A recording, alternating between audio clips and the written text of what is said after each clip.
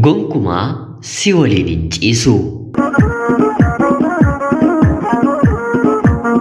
Yooyyaa shamaa akkam jirtu kabajamtootaaf hordoftoota qophii Oromiyaa 24 nagaaf jaalalli tokkummaan bakka jirtan hundaatti hunda keessaniif haa ta'u jecha guyyaa irraallee seenaawwan nama barsiisan bashannansiisanii keessaa tokko isiniif qabadheen dhiyaadheeraatii hanga xumuraa seenaa kanaatti laayikii fi sheer akkanumallee namoonni chaanalii keenyaaf haaraa taatan anaa dhufu jecha sabskiraayib gochuun maatii keenya ta'a jecha kallachumaan gara seenaa kanaatti kan isin dabarsu ani Gammachiis Tashoomeedha.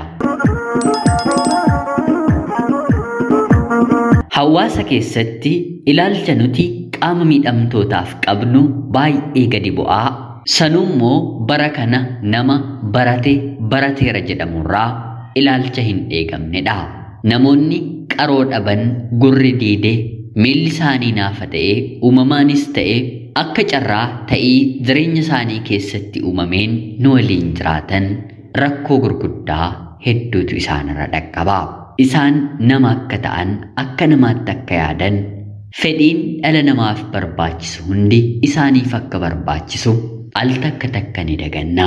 Hir'ina isaanii kana arginee bakkeewwan isaan barbaachisutti dursa kennuufiin otoo nurra jiruu keessumaa maatii keenya keessa yoo ta'an kunisiif maal siif godha siin fayyadu jennee al takka ammoo akka kadhataniif daandiitti bahanii jireenya rakkoo qorraa fi aduun bakkeetti akka rakkataniif kan saaxillus tokko lama miti.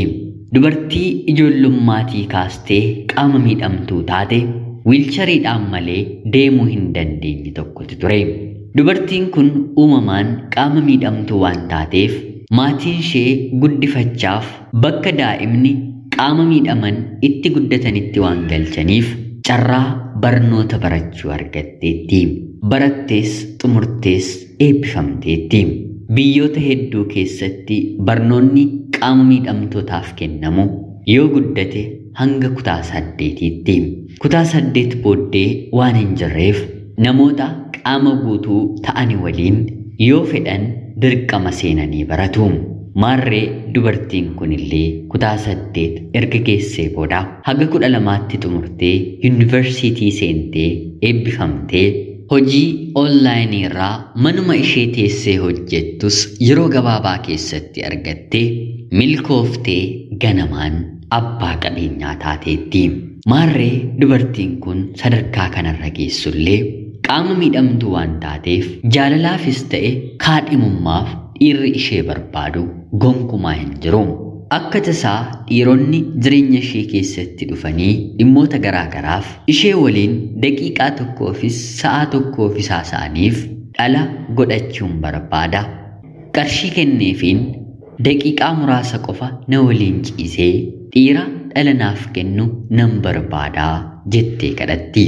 Haa ta'uutii garuu dhiironni ishee argan yeroo isheen kana dubbattu irraa dhagahan arrabsanii ifatanii biraa ka'anii deemu. Ofii keefuu qaama miidhamtuu wiilchariitiin baatee galtaa daa'ima guddisuu waanuma salphaa gooteeti kottu daa'ima naaf kenni jettaayii hin saalfannee hin qaanofnee wayii jedhanii deebisuufi.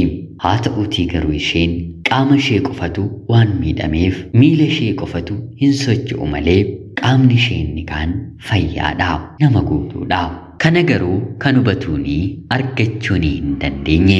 Mana yaalaa deemteellee tooftaa itti sanyii kormaa kan dhiiraa qaama ishee keessa kaa'uufii danda'an dhala godhachuuf qofa kadhattee barbaaddee jennaan gonkumaa kunis milkaa'uufii hin dandeenye. Ishiinis ganamaaf galgala gara Rabbiitti yaa Rabbii sammuu naaf kennitee miila na dhorkitee maaloo dhalas na horkitaayii bara jireenya koo keessatti dhala otoo hin godhatiin akka dubartii miidhadhee otoo hin dahiin nan ajjeesiin jettee ganamaaf galgala kadhatte. Maarree bifa kanaan otoo jettuu guyyaa tokko toora intarneetiirra dhiira guyyaa tokkoof qofa kanfalamee fi waliin ciisu barbaadu jalqabde. Akka ija isheettis utuu daa'imni koo nama kanatti naaf baatee kan jettu maallaqa onlaayinii irratti kaffaltee wal beellamanii hoteelatti wal argu. Akka tasaa teessee waan isa keessummeessiteef dhiirri kun akka isheen qaama miidhamtuu taate gonkumaa hin barre. Haasa'anii nyaatanii erga dhuganii booda bakka siree qabannaa deemnaa yeroo jedhuunii tole jettee wiilcharii ishee oofaa yeroo as baatu dhiirri kun nahee. Gonkumaa ani si waliin ciisu hin barbaadu. Nama qaama miidhamaa faana ciisee hin beeku. Gara fuulduraattis ciisuu hin barbaadu. Oodhu maallaqa kee jedhee kenneefi. Yeroo kana isheen boossee kadhatte. Haa ta'uutii garuu dargaggeessi kun tole jechuuf hin dandeenye. Miirumti kiyyayyuu gonkumaa naaf dhufuu hin danda'u jedheeni. Yeroo kanatti isheenis fedhii saalqunnamtii qabaadheen otoo hin taane dhala godhachuu barbaadeeni. Carraan dhumaa dhala godhachuuf ani qabu karaa kana qofaadhaa maaloo al takkaa na waliin ciisii jettee kadhattiini. Yeroo kana inni lakki jedhee hoteela sana keessaa bahee deeme. Haa ta'uutii garuu miilla isaa otoo hin fageeffatiin waliin ciisuu yoon dhiise waliin haasa'uu garuu nan danda'a mitii. Maaliif hanguma mana isheettillee hin gaggeessuuni. Otoo boossuu dhiiseen kanan deemu sanuummoo dubartiin kun qaama miidhamtuudha. Har'a maaltu isheetti dhaga'amuu danda'a jedhee duubatti deebi'ee waan yaade kana sitti hime. Yeroo kana isheenis galatoomi jetteeni. Hanga mana ishee geessutti gaggeesseeni. Bifa amma yaaddeen ta'uu baatus akka obboleessa keetti garuu hiriyyaanan siif ta'a jedhee walirraa adda bahanii. Torbeema sana keessas guyyaa biraa wal beellamanii wal arganii. Kanaan guyyaa tokko dubartiin qaama miidhamtuu kun atoo nama fayyaa guutuu hojjetee jiraachuu danda'udha. Maaliif hojii kanatti seentee cubbuudhaa jettee yeroo gaafattuuni abjuun kiyya bara jireenya koo keessatti reestooraantii guddaa banachuudha. Sanaaf immoo maaliyyuu yoon hojjedhe yeroo gabaabaa keessatti gochuu hin danda'u jedhee isheetti hima. Kanaan otuma wal arganii guyyaa tokko dubartiimti kun maallaqa reestooraantii guddaa siif banuu danda'u otoon siif kennee na waliin ciistaayee jettee gaafattiini.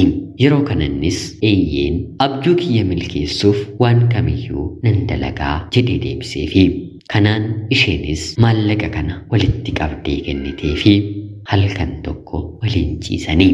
Sanaan innis ganama otoo isheen hirribaan ka'in abjuun kiyya akka milkaa'uuf wanta na gargaarteef galatoomii jedhee barreessee bariidhaan mana ciisichaatti ishee dhiisee deeme. Sanaan isheenis gammaddee yaa Rabbii sanyii guyyaa har'aa qaama koo keessatti dhangala'e dhala naaf godhi jettee kadhattee baate. Baatii tokko booddees ulfa ta'uun ishee mirkanaa'e. Jireenya ishee keessatti kan barbaaddu kanuma mitiiree ni milkaa'eef. Kanaan otoo jirtuu garuu xalayyaan eebba reestooraantii tokko balbala ishee rukutee ishee dhaqqabe. Tole jettee eebba sanarratti hirmaachuuf yeroo deemtu dargaggeessa ishee waliin ciisetu abjuusaa milkeeffatee guyyaa eebbaa irratti ishee waame. Akkuma isheen gara qophii kanaatti ol seentettis abbaan reestooraantii kanaa yookiin immoo dargaggeessi kun jilgeenfatee kabaja dubartii kamiifuu malu kabajeenii maaloo natti heerumtaayii anisiin haadha manaa koo godhachuun barbaada. Haalli wal barinsa keenyaa yeroo gabaabaa ta'us haa ta'uutii garuu si jaalladheeraa jedhee isheetti dubbate. Dubartiin qaama miidhamtuu kun baay'ee gammaddee waaqaan kan kadhatte abbaa manaa akka kennuufiif otoo hin taane dhala eenyumarraayyuu akka argattuuf ture. Haa ta'uutii garuu dhumarratti abbaa manaas argattee gaa'ela dhaabbatanii dhala ishees nagaan argattee waliin jiraachuu eegalanii. Jireenya keenya keessatti eenyuyyuu wanta hir'uu ta'e ni qabna. Hir'inni keenya suni hanga ifatti bahee namatti mul'atutti hir'ina waan qabnu nutti hin fakkaatu. Kan qaama miidhamtootaa garuu ifatti waan mul'ateef namaa gadi waan ta'ani nutti fakkaata. Haa ta'uutii garuu isaanis akkuma keenya miira kan qaban gammachuu gadduu kan danda'an wanti dhala namaadhaaf barbaachisu isaaniifillee kan barbaachisudha. Egaan jaalatamtootaaf hordoftoota qophii Oromiyaatu Yuunifoor. Seenaan ganama kanaaf isiniif qabaddeen dhiyaadhe kanuma fakkaatti. Hanga yoonaatti yeroo keessan naaf kennitanii dhaggeeffachaa turuu keessaniitiif guddaa galatoomaa jechaa laayik, sheerii fi sabskiraayib gochuun illee akkana deeggartan kabajaan isin gaafachaa qophii seenaa gara biraatiin hanga walitti deebinutti bakka jirtan maraan turtii gaarii.